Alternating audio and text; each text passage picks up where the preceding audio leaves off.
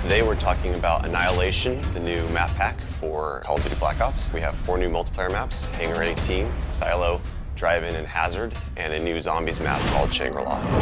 Hangar 18 is based in the highly controversial Area 51, and it has a lot of Easter eggs that play up to the conspiracy theory aspect. Hangar 18 is a medium-sized map. It has a pretty classic multiplayer gameplay structure. All the paths lead through and around the hangar. It kind of caters for all game types. You've got your close quarters going through the hangar. You've also got some sniper points as well. Strategically, you want to hold down the hangar. You can work with your teammates to really control the 4 main flow points, then you're going to dominate the map. Silo is based on a Russian underground nuclear missile silo construction site. It's probably one of the largest maps in the entire game. Silo favors players who take their time because there's a lot of flank routes and a lot of interconnecting paths.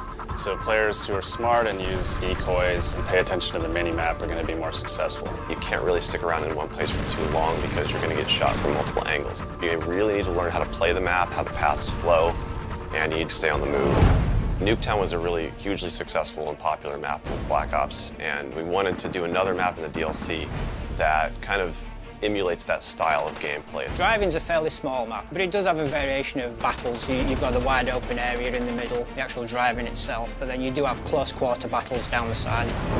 So Hazard was inspired by one of our World at War maps called Cliffside, but it's a complete reimagining of it.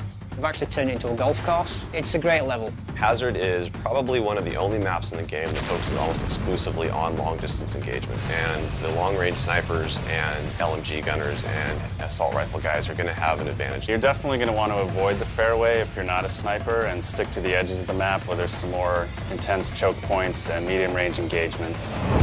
The story in Shangri-La is shrouded in mystery. I love to leave it up to the fans to derive their own ideas from it and also discover the facts that we put in there. I hope they really get the sense that we've taken this to just a whole nother level with the new weapons, the new environment, the new ways of getting around the map and things like that. There's a lot of holding areas, escape hatches, and things that let you get out at the last minute, which is a contrast to Call of the Dead, where it was a very wide open map. This is a much tighter map. Don't hold out too long. If things look like they're getting rough, get out of there. It's time to go. With Annihilation, we had a goal that we really wanted to push the visuals in all the maps. Each map feels very unique from one another. They feel like the kind of maps that you just want to spend a lot of time in.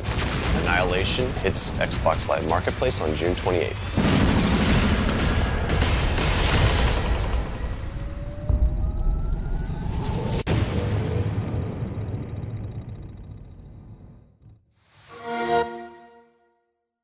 Get 5 all-new maps first on Xbox Live.